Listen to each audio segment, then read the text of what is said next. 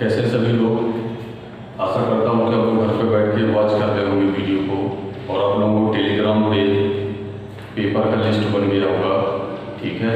और सभी को सूचित कर दो कि जो पेपर होगा वो आपके टेलीग्राम पे आपको मिलेगा, और पेपर 1 घंटे का होगा, और 1 घंटे के लिए ही आपको अपने पेपर को सॉल्व करके किसी पेज पर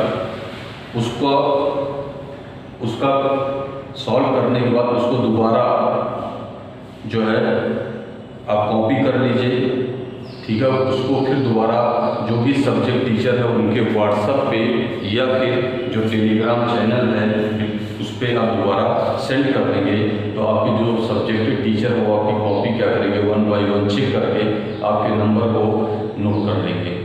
तो ये तरीका है हमारा ऑनलाइन परीक्षा कराने का। तो सभी लोग पढ़ लीजिए, 16 से स्टार्ट है, आपको पता होगा कि इसका पेपर कब है। ये ध्यान रखिएगा, जो भी आपको फिजिक्स के क्वेश्चंस मिलेंगे सीबीएसई के लिए, वो आपके ऑब्जेक्टिव टाइप भी हो सकते हैं और 1 लीनियर क्वेश्चन होंगे, ठीक है। यानी आपका एक लाइन में उसका आंसर देना होगा, ज़्यादा बड़ा क्वेश्चन नहीं होगा। आपका 30 नंबर का आपका पेपर होगा फिजिक्स का, ठीक है। सभी जो क्वेश्चन होंगे आपके एक लाइन में आपको उसका आंसर देना होगा। तो आपको डिटेल्स मैंने आपको बता दी, इस तरह से आप तैयारी करिएगा। जैसे हमारा चल रहा था क्लास 4 सीबीएसई बोर्ड का फिजिक्स सेकंड पेपर हम लोग पढ़ रहे हैं लाइट। इससे पहले हम लोगों ने जो है कुछ रूल्स पढ़े थे, साइन कन्वेक्शन रूल पढ़ा था, और साइन कन्वेक्शन रूल के बाद आज हम लोग देखेंगे relation between focus and radius of curvature. तो सपोज करिए कि ये हमारा क्या है, कॉनकेव मिरर है, ठीक, जिसका पोल P फोकस क्या है, F है, और ये क्या है, C सेंटर ऑफ कर्वेचर। तो आप जानते हैं light rays which parallel to principal axis after reflection with mirror goes to focus, ठीक। अब यहां से अगर हम एक नॉर्मल ड्रॉ कर दें,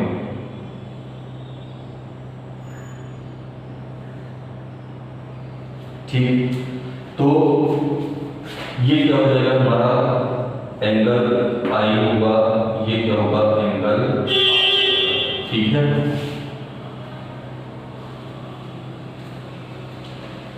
इतनी बात समझ में आ गई होगी।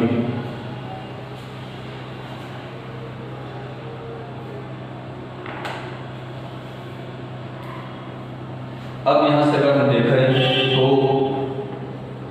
Law of reflection, law of reflection से हमें क्या मिलेगा कि जो हमारा एंगल आई है वो एंगल आर में क्या होगा, इक्वल होगा, ठीक है। इसी तरह से एंगल जैसे आई है हमारा, तो ये भी क्या होगा, एंगल आई हो जाएगा।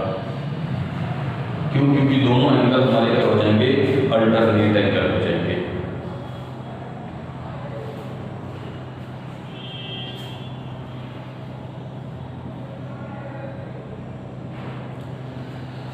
अब ये जो इंसिडेंट रेज है ये क्या है, हमारी जो अगर इस प्रिंसिपल एक्सिस की बात करें तो इसके क्या है, पैरेलल है। तो यहाँ हम देख सकते हैं कि इसको मान लें A, इसको मान लें B, तो AB क्या है, पैरेलल है किसके, PC के, हम लिख सकते हैं। तो पैरेलल जब होगा तो एंगल I, यानी हम ऐसा कह सकते हैं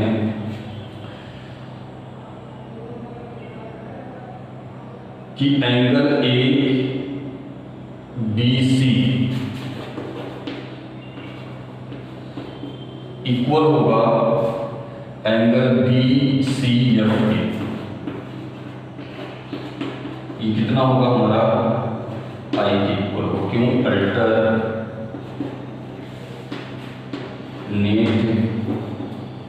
एंगल। ठीक,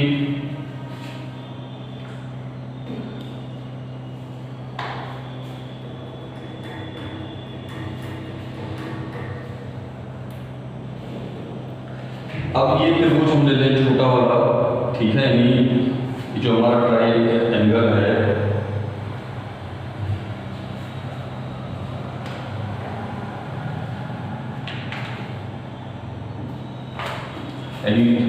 इन ट्रायंगल BFC,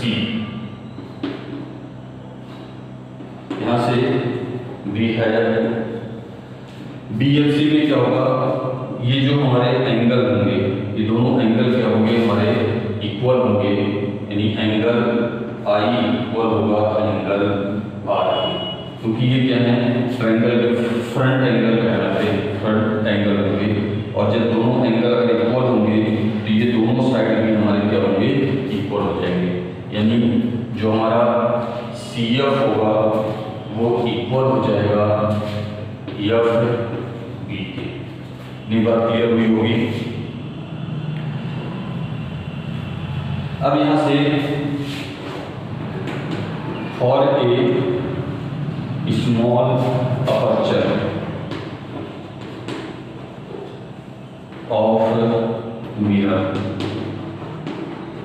ठीक, अगर हमारे इस मिरर का अपर्चर का मतलब डायमीटर ऑफ द मिरर को हम अपर्चर कहते हैं, तो ये बहुत अगर हमारा स्मॉल हो तो F जो B है नियरली इक्वल होगा FP के, ठीक, या फिर जो CF होगा हमारा इक्वल होगा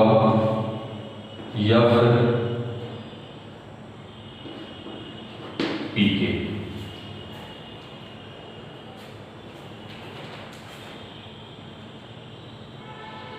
तो इस रिलेशन से जब आपका FB इक्वल है FP के,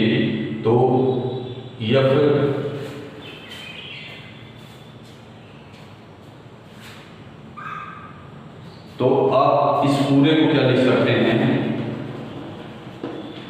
CP को हम लिख सकते हैं CF प्लस FP।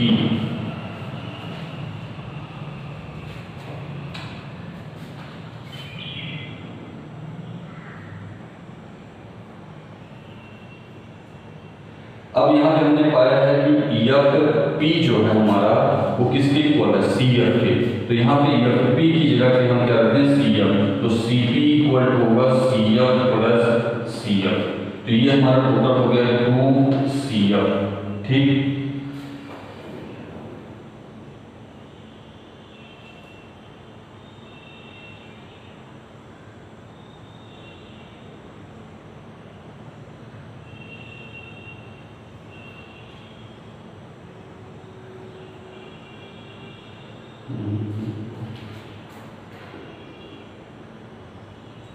सॉरी, एक चीज थोड़ा सा चेंज कर लिया यहाँ पर,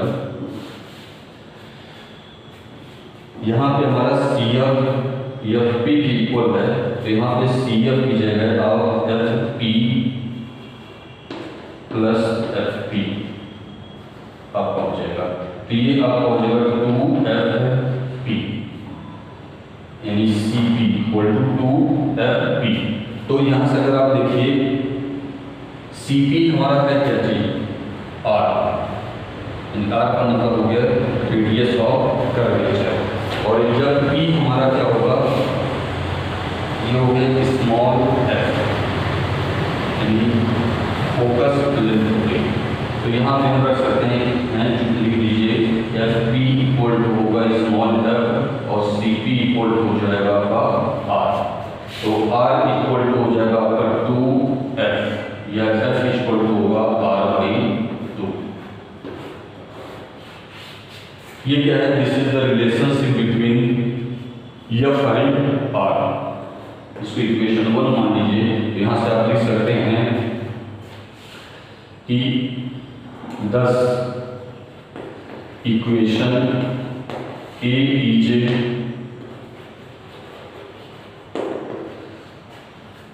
relation between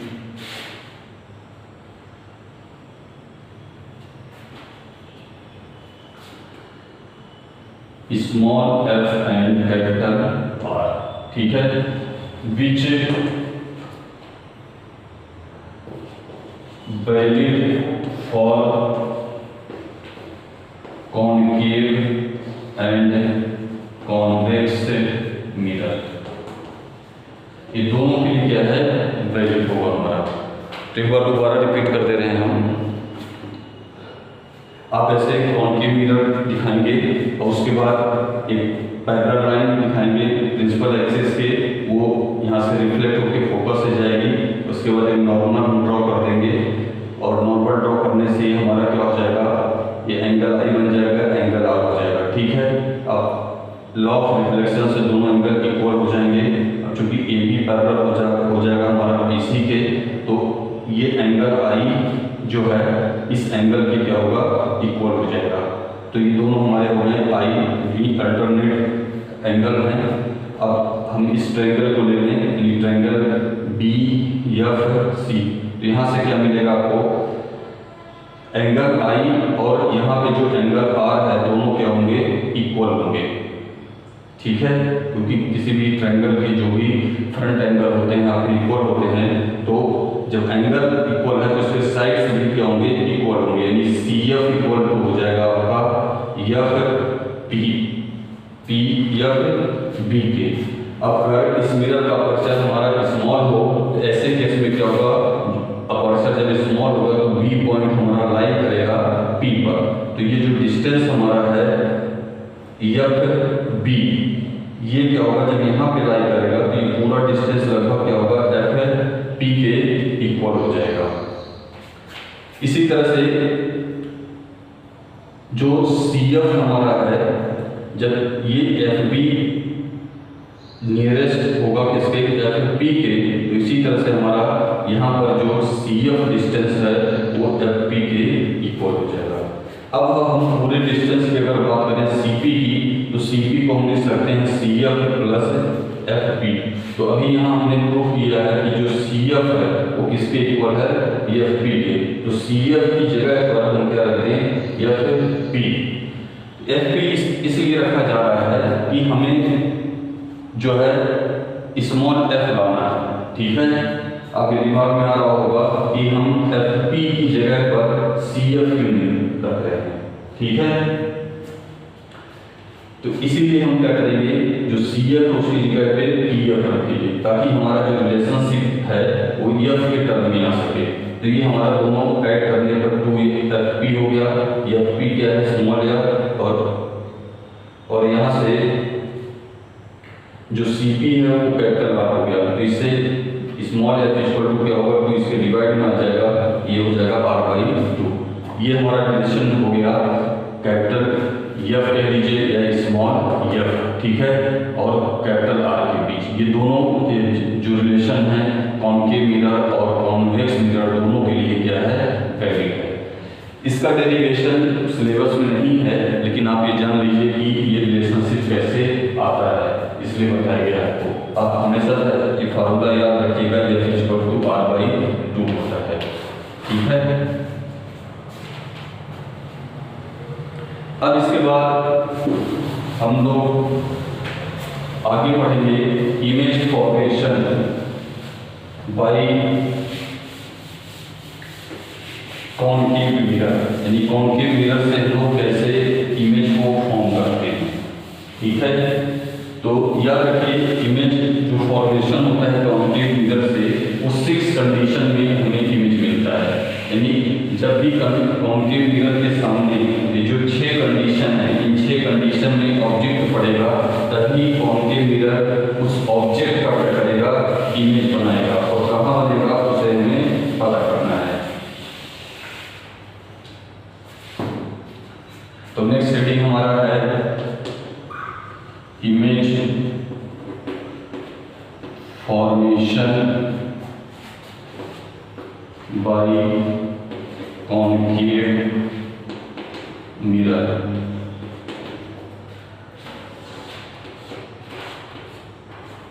ठीक, तो यहाँ लिख देंगे dear are 6 condition of image formation with concave mirror. इतनी बात क्लियर हुई होगी। पहला कंडीशन ये है कि when object lie at infinity, यानी ऑब्जेक्ट हमारा कहाँ लाई करे, इंफिनिटी पर। तो सबसे पहले आप क्या करिए, कॉनकेव मिरर को ड्रॉ करिए।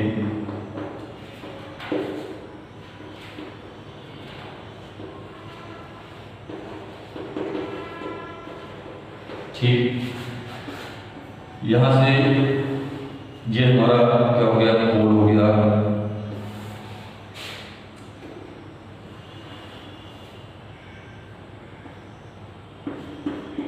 फोकस हो गया, ये क्या हो गया हमारा सी है। अब मान लीजिए कोई ऑब्जेक्ट हमारा इन्फिनिटी पे है, तो इस ये जो हमारा रिफ्लेक्टिंग सरफेस है, तो इस रिफ्लेक्टिंग सरफेस से क्या होगा, जो भी लाइट रेस आएगी इन्फिनिटी से, वो आपका सीधे इसके ऊपर से पैरेलल, मतलब पैरेलल दोनों लाइट रेस। ठीक है, तो मान लीजिए पहला लाइट रेस जो है पैरेलल फोकस से होकर के हमारा क्या हो रहा है, मिरर पर पहुंच रहा है, यानी पहली रेस जो है गोज टू फोकस। अब आप जानते हैं जो रेस फोकस से जाएगी उसका वो क्या होगा, become parallel to principal axis. ठीक, दूसरी रेस को आप कहां दिखा दीजिए,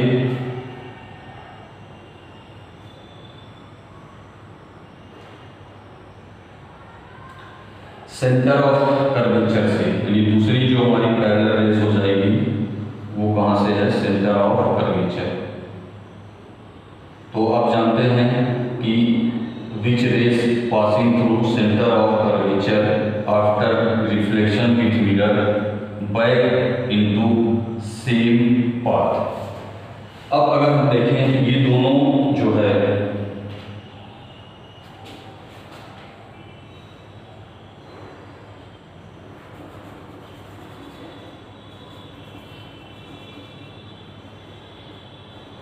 दोनों जो लाइट रेस हैं आपकी,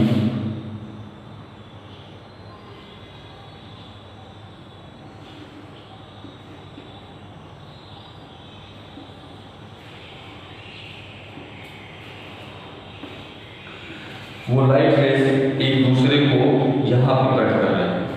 तो अगर यहां प्रिंसिपल एक्सिस से एक परपेंडिकुलर ड्रॉ कर दें तो ये होगा आपका A1 और ये हो गया आपका B1। तो इसका इमेज हमें कहाँ ऑब्टेन हो रहा है, फोकस पर। ठीक है, तो जब भी हमारी जो लाइट रेस है वो इंफिनिटी पे होगी तो उसका इमेज हमेशा आप ध्यान रखिए वो कहाँ बनेगा, फोकस पर बनेगा। ये कैसा आपका होगा,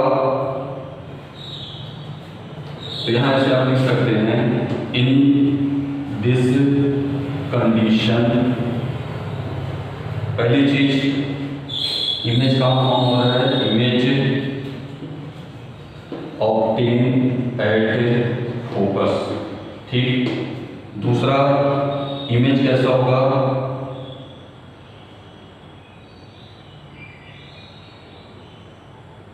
much smaller than object. Much smaller का मतलब जो भी ऑब्जेक्ट होगा उससे बहुत ही एकदम छोटा होगा।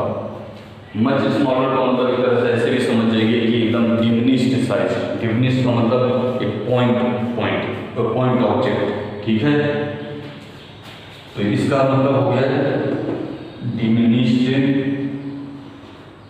साइज। और डिमिनिश्ड को अगर और थोड़ा सा क्लासिफाई करें दूसरे लैंग्वेज में, इसका मतलब हो गया पॉइंट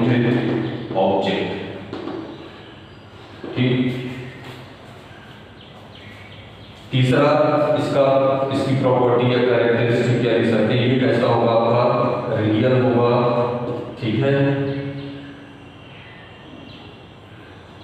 इन्वर्टेड होगा। इन्वर्टेड का मतलब जो इमेज आपको ऑब्टेन होगा वो उल्टा होगा, ठीक है।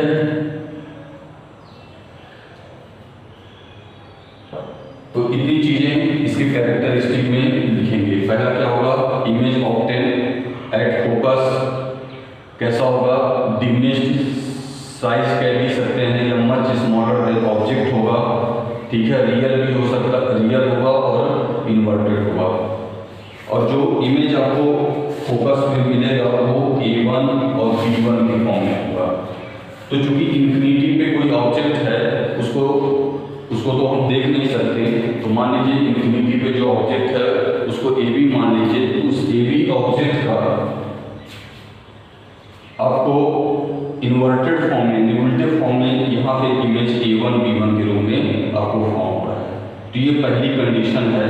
पहली कंडीशन में कैसे हम इमेज फॉर्मेशन करते हैं। अब आते हैं हम लोग दूसरा कंडीशन पढ़ेंगे।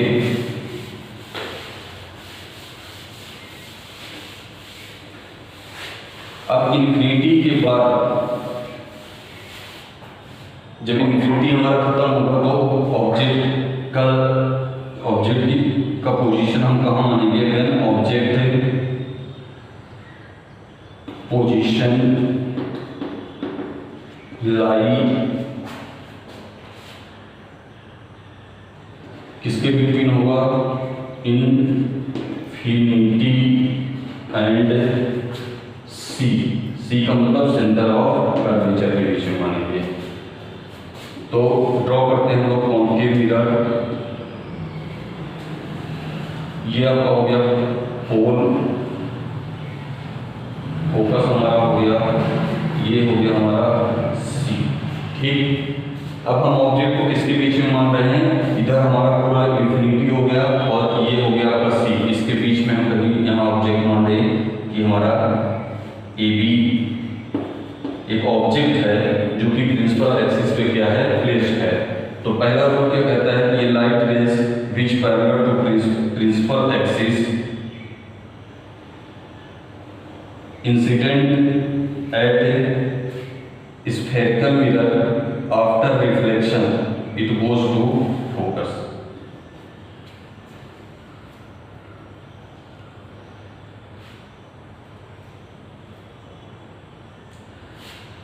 दूसरी रेस को हम कहां से दिखा दें, सेंटर ऑफ कर्वेचर से।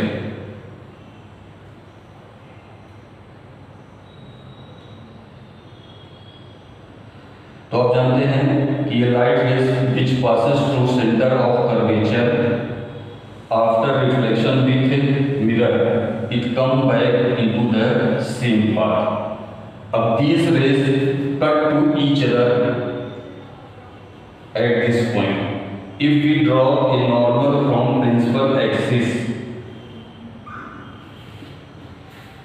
then A1 and B1 is the image of the object AB.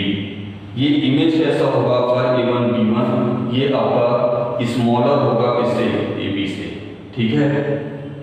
तो यहाँ आप क्या देख रहे हैं इस कंडीशन में, ये आपको थ्योरी नहीं लिखनी है कि रेज आपकी पैरेलल है, वो फोकस से गई, centre of curvature come back into the same path. ये आपको रूल पता होना चाहिए क्योंकि रूल ये बताया गया है, आपको बस इसका कैरेक्टरिस्टिक लिखना है फिगर के साथ में। तो यहाँ आप लिखेंगे इन दिस कंडीशन क्या आपको मिलेगा, इमेज कहाँ पे आपको ऑब्टेन हो रहा है, C और F के बीच में, यानी image obtain between C and F। इससे पहले कहाँ पे ऑब्टेन हुआ था, F पर। तो अब जैसे जैसे हम ऑब्जेक्ट को आगे बढ़ाएंगे हमारा इमेज अब फोकस से पहले बना था इधर आएगा, ठीक है। F के बाद अब किसके बीच में आ गया है, F और C के बीच में। तो यहाँ लिखेंगे image obtain between C and F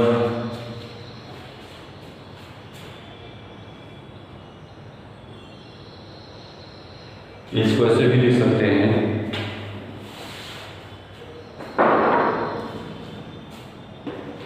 A1 B1 is image which obtained between C and F। ठीक, दूसरा क्या देख सकते हैं, ये क्या होगा, स्मॉलर होगा देन ऑब्जेक्ट। तीसरा हम देख सकते हैं रियल होगा, इमेज इन्वर्टेड होगा,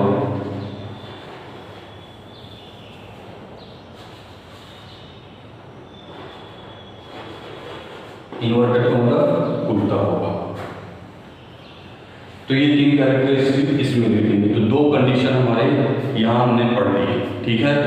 अब तीसरा कंडीशन हम ये पढ़ेंगे कि अब ऑब्जेक्ट कहाँ पड़ेगा आपका, सी पर। तो याद रखिए, दिमाग में याद रखना है, अभी दो कंडीशन हमने देखी। पहले कंडीशन में इमेज एफ पे बनता है, दूसरे कंडीशन में इमेज सी और एफ के बीच में बनेगा। अब जब हम तीसरा कंडीशन कहाँ लेंगे, सी पर, तो सी पर जब भी ऑब्जेक्ट पड़ेगा तो उसका इमेज हमेशा सी पर ही बनता है, ठीक है। और इस केस में हमारा क्या होगा कि जो साइज ऑब्जेक्ट का होगा वही इमेज का होगा, और रियल होगा इन्वर्टेड होगा, ये दिमाग में रखिए। तो तीसरा कंडीशन है व्हेन ऑब्जेक्ट पोजीशन एट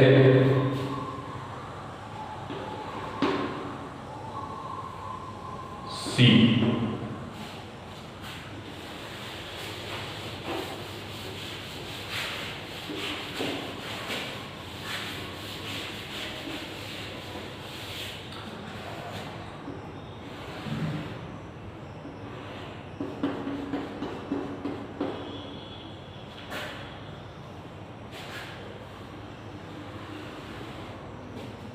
ये हमारा फोन है, फोकस हो गया, ये हमारा है सी, ठीक। हमने क्या कहा, ये हमेशा ध्यान रखिएगा, ये डिस्टेंस हमेशा इसके इक्वल होना चाहिए, ठीक है। जब भी दिखा रहे हैं इसको थोड़ा सा और गैरिंग कर लीजिए।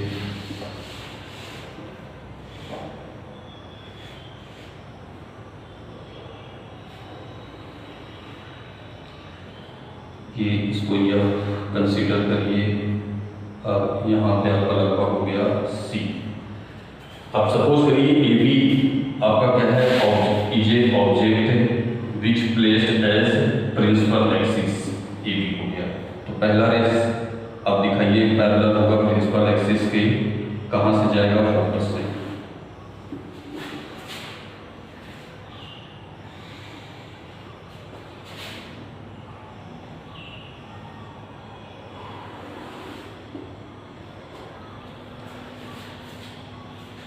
अब देखिए, जितना बड़ा ऑब्जेक्ट है उतना बड़ा ही इमेज हमें बनना है, ठीक है। तो इसके लिए हम क्या करें, इसी सी से पहले ही इमेज को हम क्या करेंगे, दिखा दें, ठीक है। क्योंकि हाथ से बनाना जो है उससे किसी चीज़ का इमेज ऑब्टेन होना कोई नेचुरल फिनोमिना है, और हाथ से जब हम ड्रॉ करके इमेज को बनाते हैं तो एक तरह से वो दूसरी फिनोमिना होती है। उसके लिए आप थोड़ा सा एक सिंपल तरीका है कि यहीं ये जो आपका सी है, सी पे ही ऑब्जेक्ट है, यहीं से जितना बड़ा ऑब्जेक्ट है तो नीचे क्या करिए, इमेज को दिखा दीजिए आप, ठीक है। ये आपका हो गया इमेज A1 हो जाएगा, यहाँ हो गया B1। तो थोड़ा सा हम लोग जो है हल्का सा चेंज करेंगे।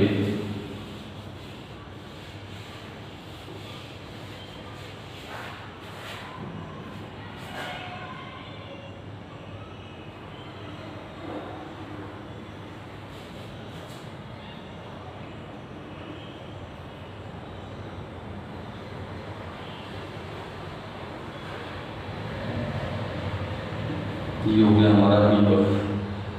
अब यहाँ से जो है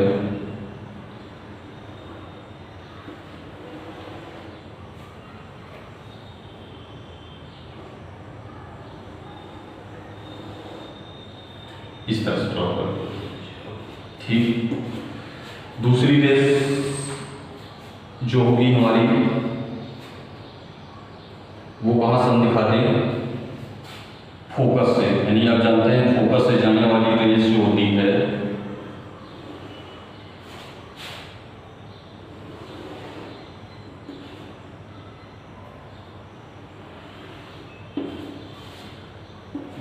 वो क्या होगी, मिरर से रिफ्लेक्शन के बाद पैरेलल हो जाएगी। अब दोनों ये पैरेलल रेस यहाँ पर A1 पॉइंट पे कट कर रहे हैं, तो यहाँ प्रिंसिपल एक्सिस से इस पे परपेंडिकुलर ड्रॉ कर लीजिए, तो आपको A1 और B1 ये क्या हो जाएगा, आपको इमेज मिल जाएगा।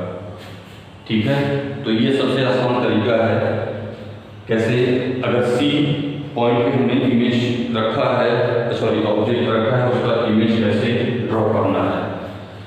तो यहाँ पर हम देख सकते हैं कि इन दिस कंडीशन आपको क्या मिलेगा, एट अ पॉइंट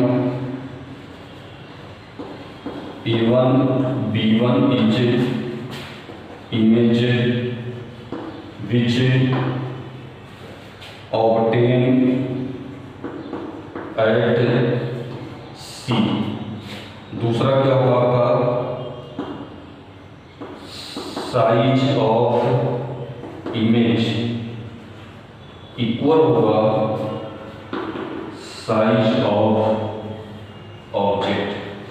ठीक, चौथा केस, सॉरी तीसरा पॉइंट, इमेज कैसा होगा, इमेज विल बी रियल और क्या होगा, इनवर्टेड। बात समझ गए, तो इतनी चीजें आप लिखेंगे। तो आपसे गुजारिश करूंगा आज के वीडियो में यहाँ तक आप वॉच करिए, और अगले 3 कंडीशन हम अगले वीडियो में आपको बताएंगे। ठीक है, इतनी बातें समझे होंगे, इसको एक बार घर पे बैठ करके बनाइएगा, जब बिना प्रैक्टिस के आप डायग्राम नहीं ड्रॉ कर सकते हैं। ठीक है, चलिए तब तक सभी लोगों को धन्यवाद।